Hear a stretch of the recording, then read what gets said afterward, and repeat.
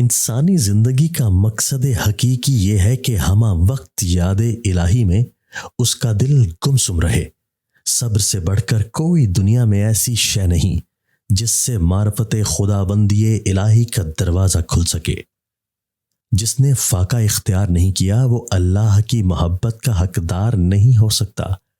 جس کے افعال میں توحید و اخلاق نہیں وہ دنیا کا سب سے ناکام اور نااہل بندہ ہے۔ آزمائش یہ ہے کہ بندہ بوقت ابتلا حق تعالی سے روح گردانی اپنا شیوا بنائے۔ غرور اور ظاہری حسن دشمن انسان ہے، باطنی حسن قرب الہی کا ایک ذریعہ ہے۔ مدہوشی، عشق، ہوش غفلت انسانی سے لا تعداد درجہ اعلیٰ ہے۔ جس کا دل ذاکر ہو جائے وہ عشق الہی میں مست اور گمسم ہو جاتا ہے۔ علم کی روشنی ایسی روشنی ہے جس کے سامنے سورج اور چاند کی روشنی بھی بیکار ہو جاتی ہے۔ اپنی ضرورت کے لیے کبھی بھی دوسروں کے پاس جا کر بھیک نہ مانگو۔ زندگی کی مصیبتوں کو ہلکا کرنے کی خواہاں ہو تو گناہوں سے کنارہ کش رہو۔ محبت کا ایک لمحہ نفرت کے 100 سالہ زندگی سے بہتر ہے۔ کم عمل اور زیادہ بول جہالت کی پہلی نشانی ہے۔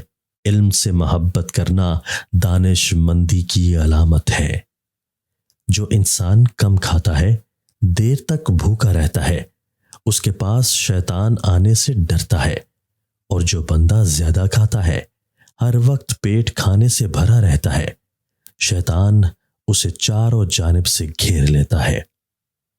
ایسی سچائی جس میں تھوڑی سی ملاوٹ جھوٹ کی ہو جائے، ایسی سچائی صرف اور صرف ذلت کا باعث بنتی ہے۔ مہمانوں کے سامنے زیادہ خرچ کرنے سے گریز کرو، یہ اسراف میں شمار ہوتا ہے۔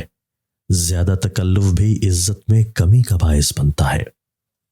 جو انسان دوسروں سے حسد کرتا ہے اس کے دل سے طمانینت ختم ہو جاتی ہے، اور بندہ پریشانیوں اور بری سوچوں کے سمندر میں ڈوب کر غرق ہو جاتا ہے۔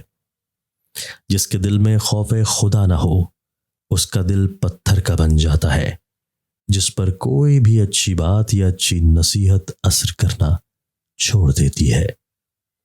بینائی کمزور ہو جائے تو مصری کے ساتھ ثابت دھنیا اور سونف ملا کر پانی کے ساتھ کھا لیجیے، بینائی تیز ہو جائے گی۔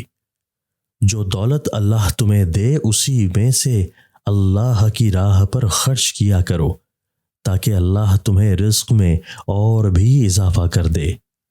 اللہ کی راہ میں جتنا خرچ کرو گے دگنا رزق کماؤ گے۔ استغفار گناہوں کی سیاہی کو دھو ڈالتا ہے۔ غمی ہو یا خوشی ہر وقت استغفار کرتے رہا کرو تاکہ اللہ تمہیں گناہوں کے ساتھ ساتھ بخشتا رہے۔